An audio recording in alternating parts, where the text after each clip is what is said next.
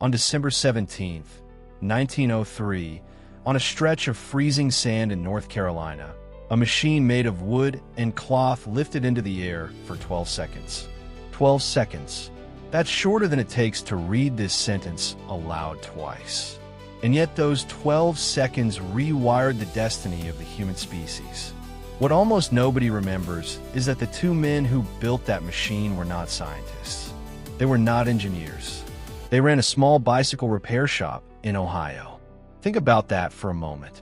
Two brothers with no formal training in aeronautics, no government funding, no team of specialists, managed to solve a problem that had defeated humanity for thousands of years.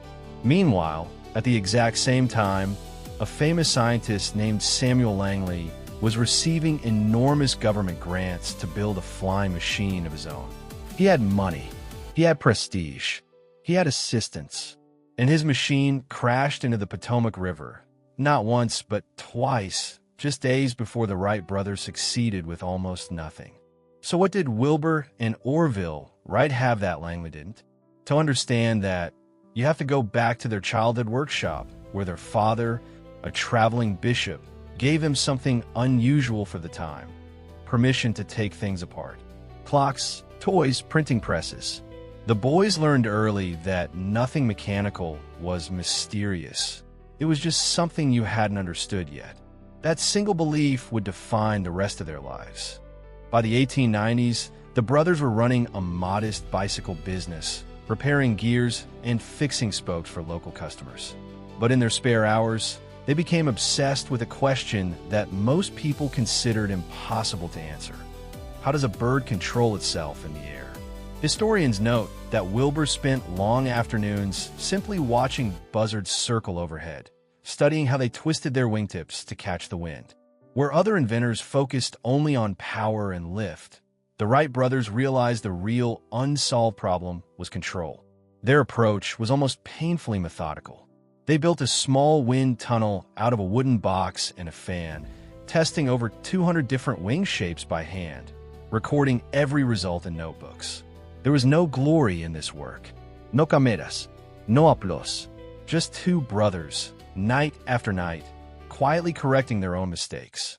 According to historians, they failed more times than they succeeded, crashing gliders on the dunes of Kitty Hawk again and again, adjusting the design a little more each time. This is where the psychology becomes fascinating. Modern behavioral science has a name for what the Wright brothers were practicing without ever knowing the term. A process now called iterative learning, where small, repeated corrections based on direct feedback outperform grand, theory-driven leaps. Langley worked from elegant equations and impressive theory. The Wrights worked from thousands of small, humbling failures. Researchers studying expertise today consistently find the same pattern.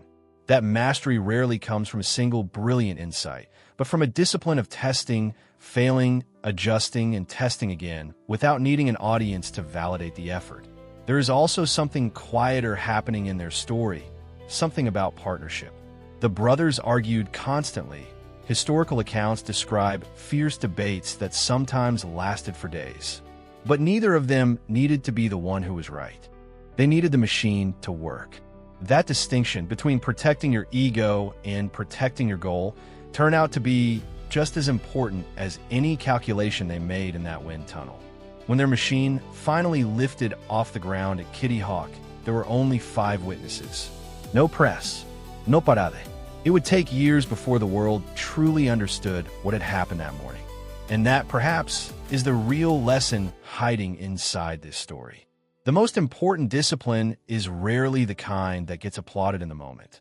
It's the discipline of showing up to an empty workshop over and over to fix something that failed the day before, with no guarantee anyone will ever notice. We tend to imagine breakthroughs as lightning strikes, but history keeps showing us something else, that they are usually the last correction in a very long chain of quiet, unglamorous ones. Somewhere right now, someone is working on their own version of that wind tunnel, unseen, unfunded, unapplauded. History suggests that's exactly where flight begins. If you enjoyed discovering timeless lessons from history, subscribe to the Discipline Archive for more documentaries.